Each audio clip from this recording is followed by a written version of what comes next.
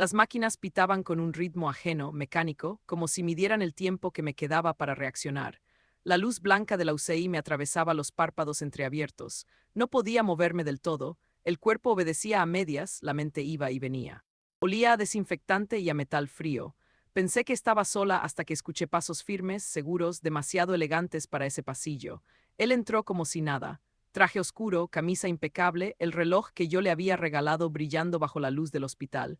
No miró las máquinas. No preguntó por los tubos. No preguntó por mí. Se quedó de pie observándome como quien evalúa un objeto defectuoso. Entonces habló con voz clara, ensayada, sin una grieta de culpa: no puedo cargar con una mujer rota. Sentí cómo esa frase se incrustaba más profundo que cualquier aguja. Antes de que pudiera procesarlo, dejó una carpeta sobre mis piernas, papeles ordenados, marcadores de firma, todo preparado. Divorcio, aquí, ahora, en terapia intensiva, como si el hospital fuera solo una oficina más. La enfermera que ajustaba mi suero se quedó inmóvil. Sus ojos se abrieron un segundo de más. Quiso decir algo, lo vi en su respiración contenida, pero él ni siquiera la miró. Para él ya no existíamos, solo existía su salida. Tomé el bolígrafo con la mano que aún respondía. No pregunté, no supliqué, no lloré, pasé página por página y firmé. Sentí el roce del papel, la tinta marcando mi nombre con una calma que ni yo entendía. El silencio se volvió pesado. La enfermera tragó saliva. Él sonrió. Fue una sonrisa pequeña, discreta, de triunfo contenido. La sonrisa de alguien que cree haber ganado sin esfuerzo. Cerró la carpeta, satisfecho, como si acabara de tachar un problema de su agenda. Dio medio paso hacia atrás, listo para irse, seguro de que yo ya no tenía nada. Entonces hablé, no levanté la voz, no fue un discurso, fue una sola palabra, nada más. Apenas un susurro, pero suficiente. Su cuerpo se tensó, la sonrisa se desarmó en segundos. Vi el cambio exacto en su rostro, primero confusión, luego cálculo apresurado, después algo que no esperaba ver: miedo. Se giró lentamente hacia mí, como si de pronto el cuarto hubiera cambiado de reglas. Yo no expliqué nada, no era el momento. El silencio volvió a caer, esta vez distinto, denso, cargado. La enfermera no se movió. Las máquinas siguieron pitando, ajenas al desastre que acababa de comenzar, y ahí se detuvo todo. Pero para entender por qué esa palabra lo cambió todo, tengo que llevarte unos minutos atrás antes de seguir. Dime desde qué ciudad me escuchas, porque lo que pasó después no fue suerte.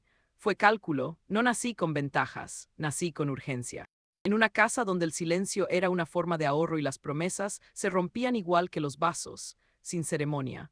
Aprendí temprano a no pedir demasiado, porque pedir era exponer una necesidad, y la necesidad, en mi barrio, era una invitación a que te devoraran.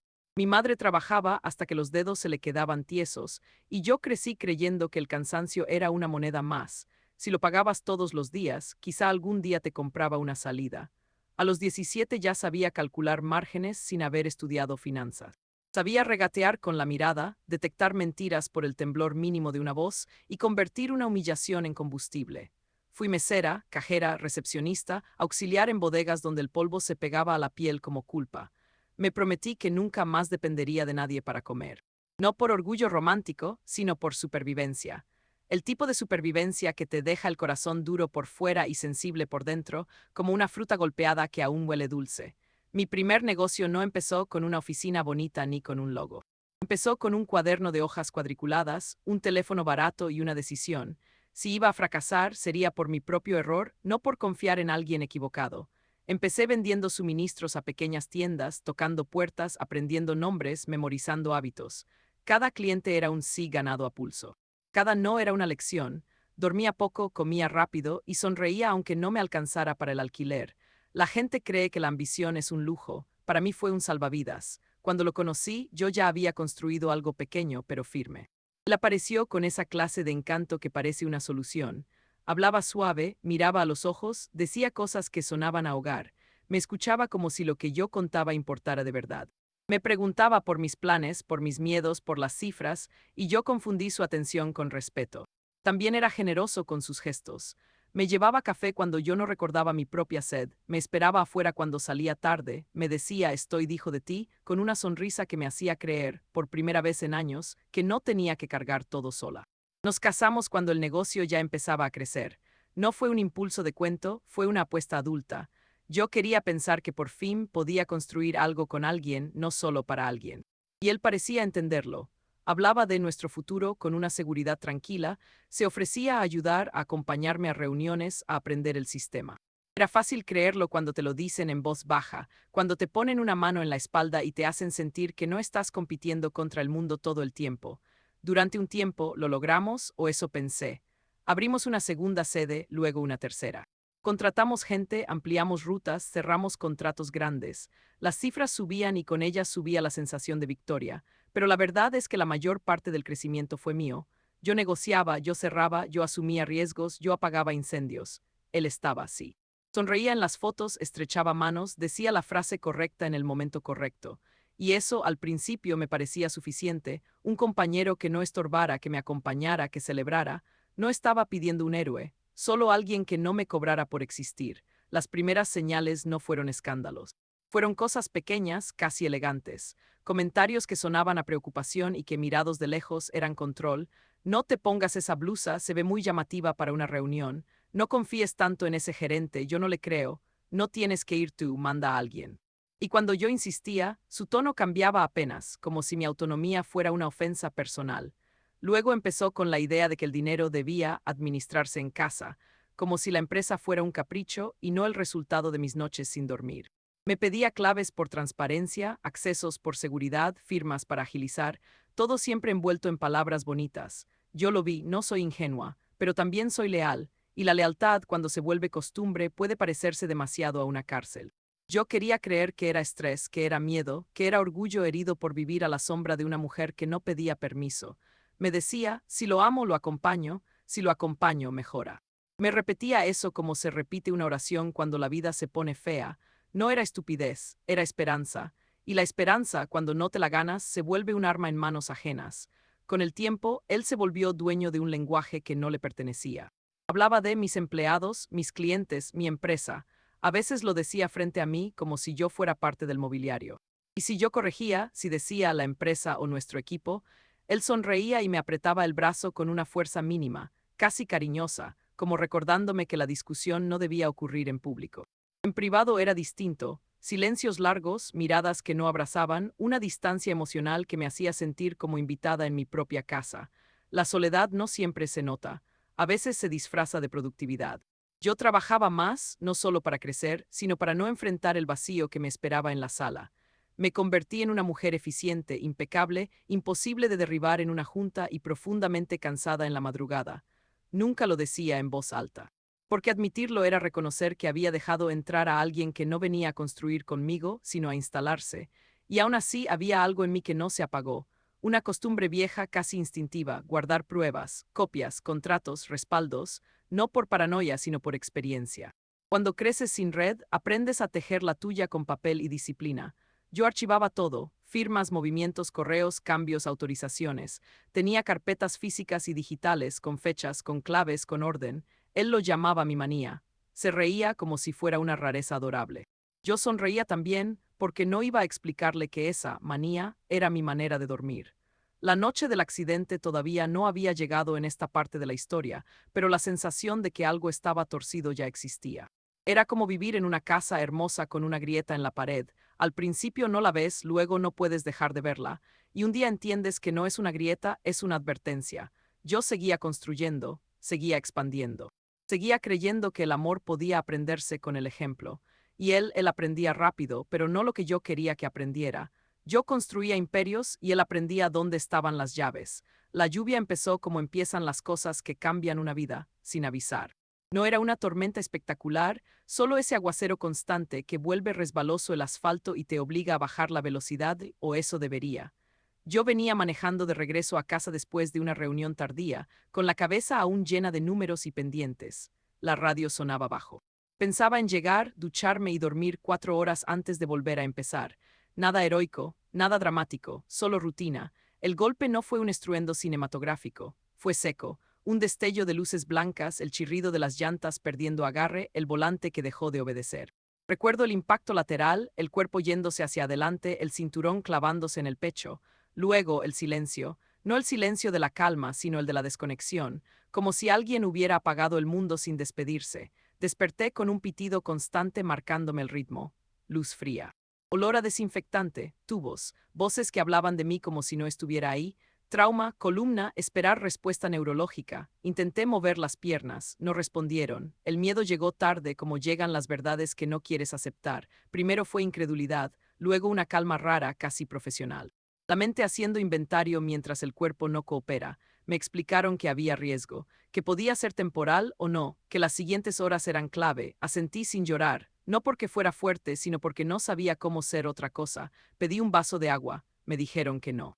Pedí mi teléfono, no lo encontraron, pregunté por mi esposo, se miraron entre ellos antes de responder. No ha venido todavía. El primer día pasó entre exámenes y sed, el segundo entre médicos y silencios, el tercero entre llamadas que no entraban y mensajes que nadie contestaba. Mi esposo no apareció, no mandó flores, no preguntó por el parte médico, no pidió hablar con el doctor. La excusa oficial fue estar resolviendo cosas. Yo empecé a entender que cosas no me incluía. El cuarto día noté algo que no tenía que ver con mi cuerpo. Una enfermera me preguntó si había autorizado un cambio en la cuenta para pagos automáticos. Dije que no. Más tarde el banco llamó a la habitación. ¿Confirma usted el acceso remoto desde un dispositivo nuevo? No confirmé. Pedí que bloquearan todo. La voz del operador dudó. Ya se intentó varias veces. Colgué y respiré despacio, no para calmarme, para pensar. Ahí fue cuando llamé a Laura. No es una amiga de café, es una mujer que no se equivoca, abogada, precisa, tranquila. Cuando contestó no le conté la historia, le di datos, fechas, números. Le pedí que revisara mis pólizas, mis accesos, mis poderes. No confrontes a nadie, me dijo. Observa y no firmes nada. Asentí, aunque ella no podía verme. Laura apareció al día siguiente, sin drama, con un cuaderno pequeño y una mirada que no juzga.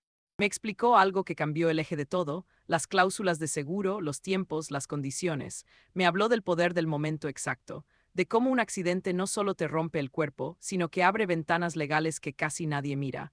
Aquí no se trata de suerte, dijo.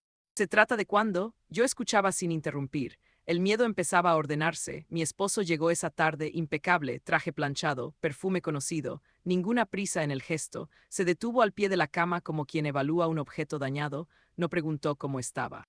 No me tocó la mano, habló de logística, de lo que conviene, de no alargar lo inevitable. Usó palabras limpias para decir cosas sucias. No puedo cargar con esto, dijo, mirando mis piernas como si ya no fueran parte de mí. Sacó los papeles como quien saca un recibo. Divorcio. Responsabilidades médicas, firmas, todo listo, todo pensado. Creyó que la habitación, las máquinas, mi inmovilidad eran el escenario perfecto. La enfermera se quedó quieta en la puerta. Yo sentí algo muy claro, él estaba actuando un guión ensayado, y estaba convencido de que yo ya había perdido. No discutí. No pregunté, no levanté la voz. Firmé, porque firmar no siempre es rendirse. A veces es dejar que el otro se confíe. Vi su sonrisa mínima, satisfecha. El tipo de sonrisa que aparece cuando alguien cree que ganó sin pelear. Me miró como se mira a alguien terminado. Y ahí entendí todo. Cuando se fue, llamé a Laura, no lloré, no me quejé. Le dije una frase, ya vino, ya firmé. Ella guardó silencio 2 segundos. Perfecto, respondió, ahora empieza lo nuestro. Esa noche no dormí, no por dolor físico, por cálculo, repasé cada detalle. Cada omisión, cada exceso de confianza. Él creía que el accidente había sido el golpe, no entendía que solo había sido la excusa. Él pensó que yo estaba rota, yo estaba calculando. Firmé sentada en una cama de UCI, con cables pegados al pecho y una máquina respirando por mí a intervalos regulares. No fue un gesto impulsivo, fue exacto, medido. Cada trazo de mi firma salió lento, estable, casi elegante. Mi esposo me observaba con esa mezcla de alivio y desprecio que solo aparece cuando alguien cree que te ha reducido a un trámite. Así es mejor, dijo. No hagamos esto más complicado de lo necesario. Hablaba como si me estuviera haciendo un favor. Como si yo fuera un error administrativo que necesitaba cerrarse antes del fin de mes. Comentó, sin bajar la voz, que no podía quedarse atado a una mujer rota, que su vida no estaba hecha para hospitales ni rehabilitaciones. Lo dijo frente a la enfermera, frente a mí, frente a las máquinas. No gritó, no hizo falta. La crueldad bien ensayada no necesita volumen. Me recordó todo lo que él había puesto en el matrimonio, lo cansado que estaba, lo injusto que sería para él cargar con mis límites. Me habló de dignidad mientras me despojaba de ella, de futuro mientras me trataba como pasado. Cada palabra buscaba hundirme un poco más, pero yo ya no estaba ahí emocionalmente. Estaba observando, midiendo silencios, confirmando certezas. Cuando terminé de firmar la última hoja, levantó los papeles con una sonrisa breve. Esa sonrisa que no celebra, solo confirma. Me dijo que su abogado se encargaría de todo, que las cuentas quedarían claras, que él asumiría su nueva vida y que yo debería enfocarme en lo que pudiera recuperar. No preguntó si podía caminar. Ya había decidido que no. La enfermera dio un paso adelante, incómoda. Él la ignoró, guardó los documentos como quien guarda una victoria, se inclinó un poco hacia mí, lo suficiente para que solo yo lo escuchara. No te preocupes, susurró, todo va a estar cubierto para mí. Ahí fue cuando hablé. No levanté la voz, no lo miré con rabia, dije una sola palabra, clara, precisa, inofensiva en apariencia, una palabra que no se grita porque no lo necesita. Él se quedó quieto. ¿Qué dijiste?, preguntó frunciendo el ceño. La repetí, esta vez más despacio, dejando espacio entre las sílabas. Vi cómo su expresión cambiaba. No fue miedo inmediato, fue confusión, luego cálculo, luego una grieta. Le expliqué sin prisa, como se explican los hechos cuando ya no hay discusión posible. Le hablé de las pólizas, de las cláusulas que se activan por tiempo y estado médico, de los beneficios que cambian de manos cuando alguien firma antes del alta médica oficial. Le dije que había una diferencia enorme entre divorciarse de una mujer sana y de una hospitalizada. Intentó interrumpirme, levantó la mano, dijo que su abogado había revisado todo. Yo asentí. Claro que había revisado lo que él le pidió, no lo que no sabía que existía. Le expliqué que los activos principales ya no estaban a nombre del matrimonio, que eso se había hecho meses atrás por razones fiscales, con documentos que él mismo había firmado sin leer, porque confiaba.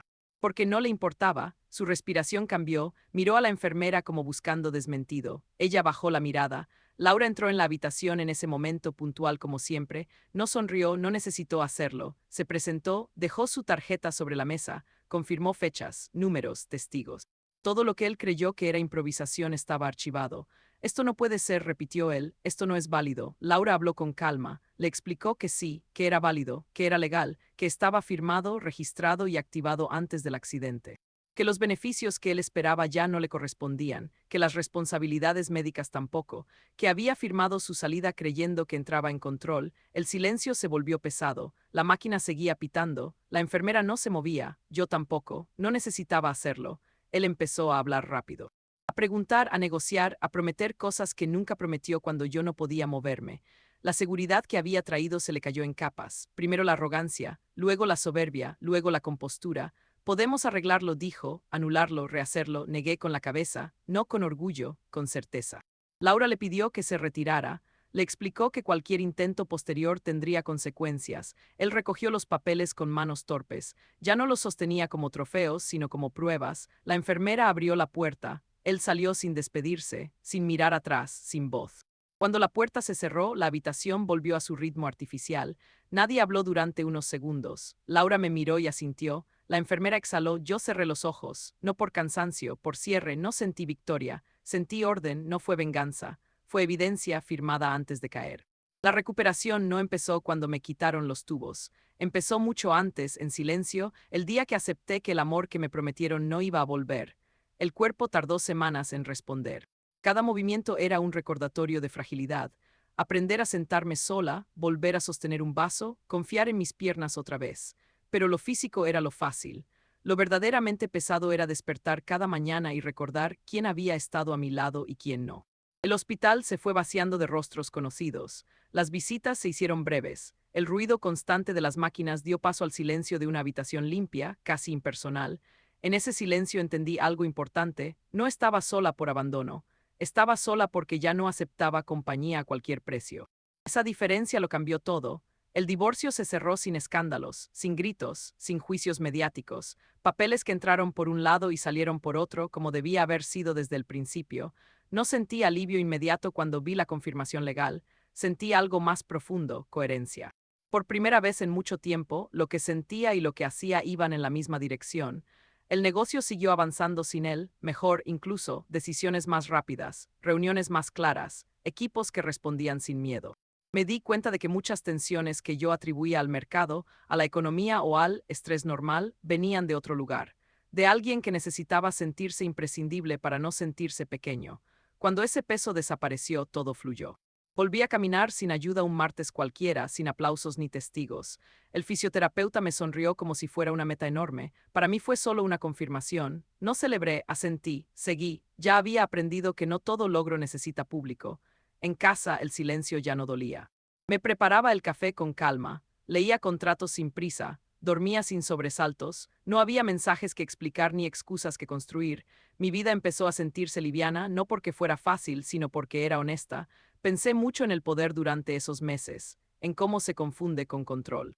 En cómo algunos creen que amar es poseer, decidir, dirigir. Yo también confundí cosas. Creí que aguantar era lealtad, que esperar era amor, que ceder era madurez. No lo era. Era miedo disfrazado de paciencia. No siento odio. Eso fue lo más sorprendente. No lo extraño. Tampoco lo deseo mal.